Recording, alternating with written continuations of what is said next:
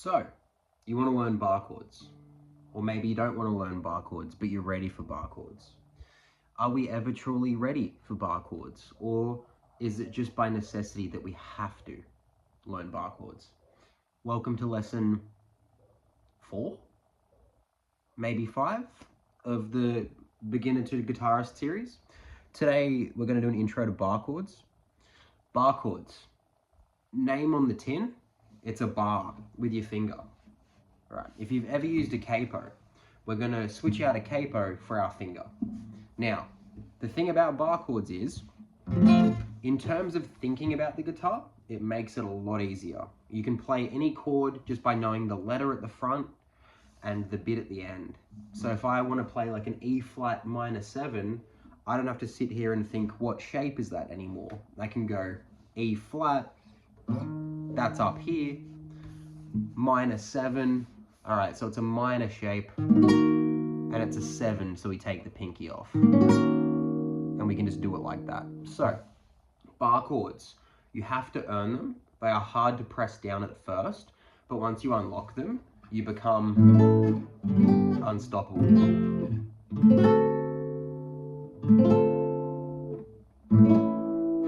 So what is the system that we need to know in order to unlock bar chords? Well, before you even get to the system, just know that bar chords are going to be hard. They're going to be difficult. You're not strong enough yet. Or maybe you are. Maybe you are. Mentally you are. Spiritually you are. But maybe your fingers aren't ready yet. And look, if you've only been playing guitar for a few months, the bar chords are going to buzz. Some are going to be easier than others. Interestingly enough, the nice sounding ones are easier to play than the more normal sounding ones. So for instance, listen to this. Oh, no way. That's probably the easiest one. But then this one, hard. Hard. And you can hear it's buzzing because this is a bit of a rough guitar. It's only $100, but it's a good one. So first thing you gotta know is root notes. A root note is like the starting note of the chord that lets you know what the chord is gonna be like. It sets a context for the emotions of the rest of the chord. So if I have a note here, and then I play this, the reason why that sounds like maybe sad or not happy is because of that first note. If we change the root note to this, and we play the same notes, it's now happy. So the root note, it's the first note of the chord. Normally it's the bass note. We won't talk about how you can switch the bass notes around and all the rest of it. If you've played piano before, it's an inversion. On guitar, it's also called inversion or like a different voicing. Point being, you need to know the root note of the chord. That's going to be the name of the chord most of the time. C, A, B, M, never M. So you need to know where those letters are on the first string and the second string. Or how normally guitarists say it, the 6th string and the 5th string. I don't like how they do it that way. It's sort of like, well, you always look down on the guitar, so it should be the first string. But yeah, the heaviest 2 strings, that is where your letters will be. Okay, so a couple shortcuts for knowing where the letters are. On pretty much every string, the 5th fret is the next string. So if we go to the 5th fret on the E string, that's the same as the next string down. The next string down is A. If you don't know the names of the strings, just like, it takes 5 minutes. Not even. It's 5 letters with one of them twice. Right, so that's A. You can also use this to tune your guitar sometimes. So we know that the 5th fret on the A string is D, because the next string down is D. Now, one thing to know about notes is that there's a flat and a sharp to most of them. What do I mean by that? Let's take that A note. A flat, A sharp. And it goes like this. A sharp, B, A flat, G. And it goes alphabetically, A through G, and backwards and forwards, right? So from the start, it's E. Now, there are two letters that don't have a sharp in between them. So there's a gap of nothing and a gap of nothing. So how it goes is E. And you'd think, oh, it's E sharp now. No, no, no. E and F, no gap, no sharp. It's just E to F. That's one of two gaps. One of two of those exceptions. So we'll move on now. F, F sharp, G, G sharp, A sharp. We're on the 6th fret now. B, C. So B and C, there's no sharp in between, or a flat, whatever you want to call it. Sharps and flats, for your purposes, are the same thing.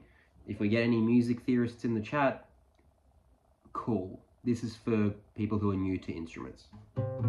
So B and C, no gap. So that's between 7 and 8. You can also think of as the 8th fret as the 3rd fret of the next string, because remember, the 5th note is the next string. So, right.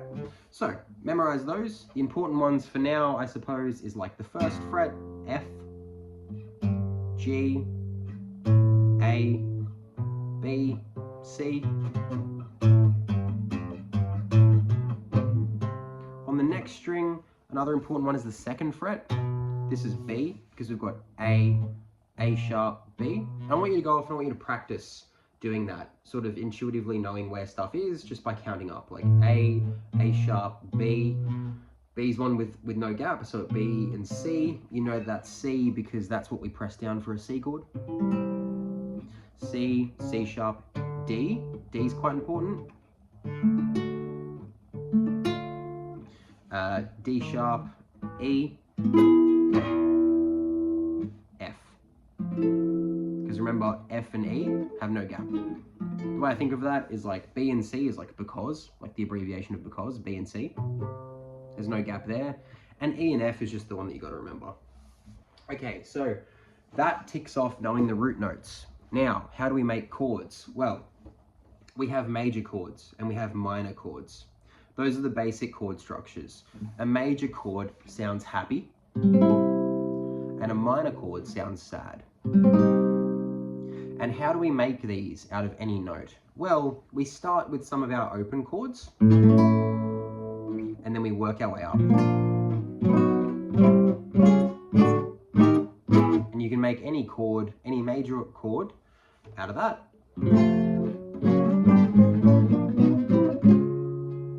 It is your choice, based on convenience and how high up the note is, whether you pick the A string or the E string. So like, if the root note is E flat, I'm not gonna play it up here like this, because that'd just be too high up. Doesn't sound good. The notes are too high. I would go for the second string. Now, what chord shapes do we use? For the major chords, you guys remember E major? We're going to be turning E major into everything else. And how do we do that? Well, we get an E major, we use our last 3 fingers instead, and then we just move it up. And we put our finger down on the fret near the actual fret line itself. And I will say F is probably the hardest one because it's so close to the neck, bridge, collar, whatever this thing is. So it's harder to press down.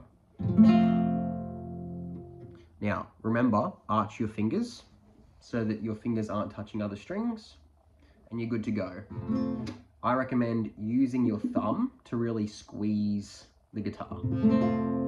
If you're getting buzzers, move your finger around a little bit, as in your index finger. Maybe the fat of your finger is missing some of the strings. And we're going to do it like this. F, F sharp, G, G sharp, A sharp, B, C, C sharp, D. Now, I'm going to skip ahead for a sec. Minor. How do we make all of these minor? Well, how do we make E major E minor? We just get rid of that finger. And it becomes E minor now, right?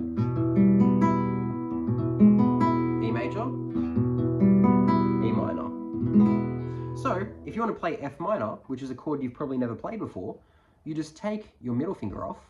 And what I like to do is I like to get that middle finger, and since it's not being used anymore, I stack it. I stack it on top of my index finger so that I've got two things to push against. And now we're playing F minor, F sharp minor, G sharp minor, G minor, whoop, G sharp minor, A minor, you get the point. B minor, C minor. Right, but then sometimes our chords up here are a bit too high up. So that's when we divert to the bar chords on the second fret, the second string rather. Okay, how do we do this? Well, E and E minor are like the roots or like the structures of those chords. So what do we play down here? Well, we're going to play A minor, right? Which is the same shape as E major, just down one. So A minor and A major. You just take the bottom note of A minor and you move it so that you've got three fingers in a row. Look at how my fingers are stacked on top of each other, and look how the strongest finger, which is my middle finger, is the furthest back on the fret, and my weakest finger, the pinky, is closest to the fret. It's a convenient way of stacking things, and it means there's not going to be much buzzing. Move that up. Right.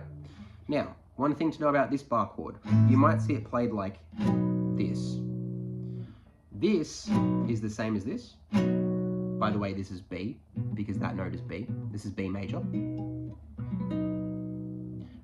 Except instead of playing with three fingers, I'm just taking my ring finger and I'm pressing it down, and I'm having this knuckle press down everything. It's kind of like barring with the index finger and the ring finger. It's kind of gross. The other really important thing about barring chords that have the root note on the A string, we're not going to play the E string.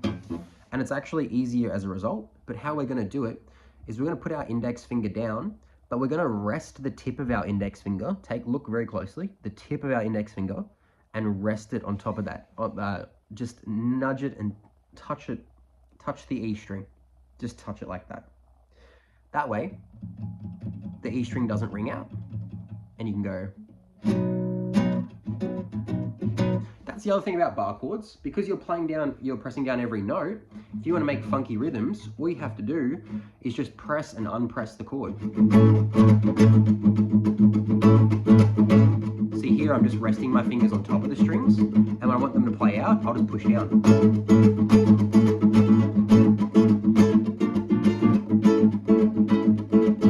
Right, you get the point. So, we've got the A shape for major chords. A sharp or B flat, B, C, C, C,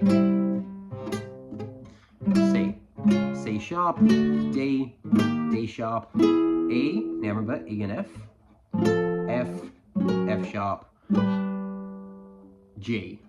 Cool. Now, we want to play B minor, okay? Well, rather than playing the three in a row, because remember we've got the A shape here, just turn to A minor, and then do it.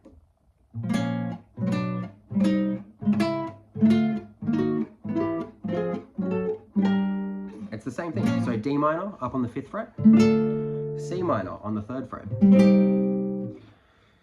E minor if you want to play it up here for effect. It's the same chord, just higher and lower notes. Next thing, minor 7 chords and dominant 7 chords. Now, we won't get into major 7 chords. These are those really nice chords, but they're less common at the beginner level. I'll get into them in a sec, but we'll just go with the minor 7 and the dominant 7 because you'll see those on chord diagrams all the time. The dominant 7 looks like it'll be the letter just plus the letter 7, so like G7, right? A7, F7. Whenever you see a letter followed by just a number, it means dominant 7. Won't get into what the dominant means, but just know that it's like a spicier version of the chord.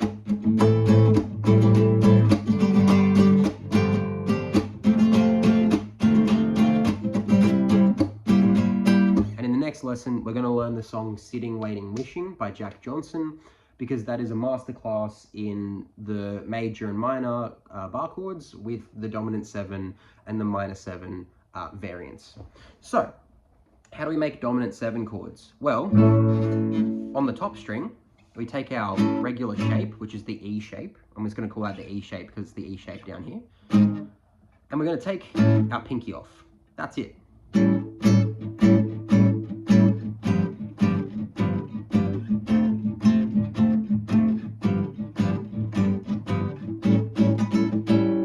Now, how do we make the minor 7? Well, same thing. Minor, take the pinky off.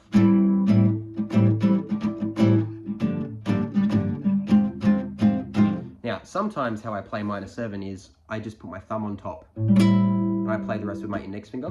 That works too.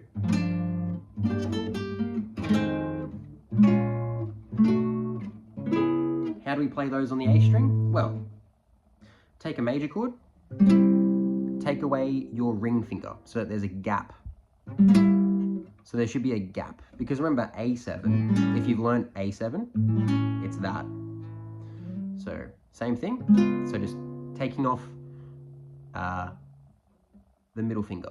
But how we actually play it is we use our bottom 2 fingers. So we're not actually just taking off a finger this time, we're moving them so that you're barring with your index finger and the middle finger, using your bottom 2 fingers to play a gap from each other. So 1 string apart.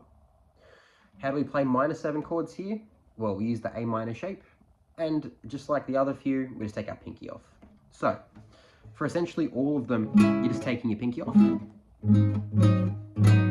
except for the dominant 7 on the A string. Right, so, dominant 7 is like the major version of this. We'd just go with that. And then the minor 7 is just the minor with the 7. And how we're doing it is on the top string, we're taking our pinky off. On the A string, what we're doing is we're putting our last 2 fingers on instead, or we're taking our pinky off. Yeah, okay. Now, as a very last thing, as a little bonus fun fact for you guys, I'll give you the major 7, which major 7 is like the jazzy neo soul. Oh my god, it sounds so lovely. This is a phenomenal thing. I can't believe I'm playing this on guitar type chord. How I view it is on the A string, because the A string is the easiest one, it's a backwards triangle. So imagine like the dominant 7 shape here, the major dominant 7 shape. Except now, instead of stacking our fingers, take your middle finger, put it in between your bottom 2 fingers in the shape of, you'll form a backwards triangle. So it's this, this, and this. So it points back towards your index finger. Wow, I can't believe how lovely that sounds. Let's just take a moment. Unreal. And with this chord, you're not actually playing much with your index finger. So if you're someone who has your bar chords buzzing, this is a good option.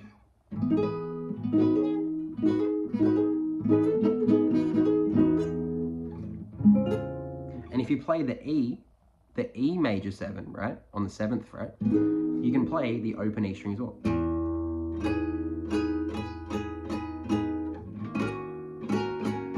Look at that, minor 7, minor 7, major 7, minor 7, major. I don't know, do whatever you want with the bar chords. They're fun. Now, to play a major 7 on the top string, it's a little bit funky, and it's kind of not even really a bar chord, but we'll learn it anyway. Let's say we're learning it on the 5th fret, so we're learning A major 7. Put your index finger on the top string, put your middle finger on the B string, right, same fret. Take your last 2 fingers and put them 1 fret up on the middle 2 strings. Bit of a weird shape, but you'll have to learn it because it's one of the nicer ones. How I normally play this, is I normally use my thumb on top, index finger on the bottom, and then my next two fingers. Reason I do this is so I can do this.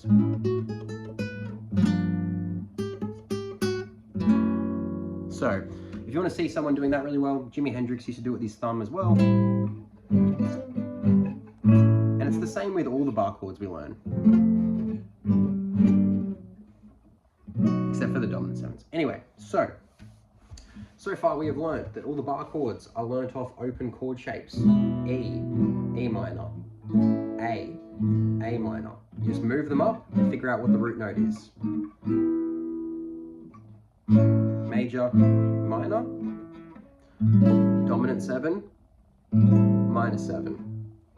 Major, minor, dominant 7, minor 7.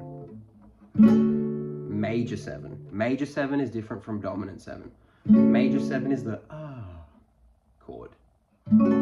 And dominant 7. Same way.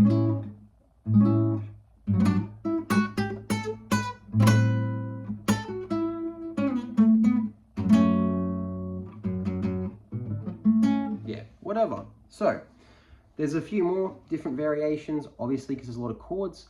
But now you know your basic bar chords, and now whenever you see a letter, when you're trying to learn a song that's like, I don't know what F sharp is, I don't know what chord that is, and if you like go to click on the diagram and it's a really weird open chord variation, what you can just do now is look for F sharp. So F sharp, okay, this is E, E sharp, no, because E to F is 1. So E, F, F sharp, all right, we've found F sharp, it's on the 2nd fret, and we want minor, okay.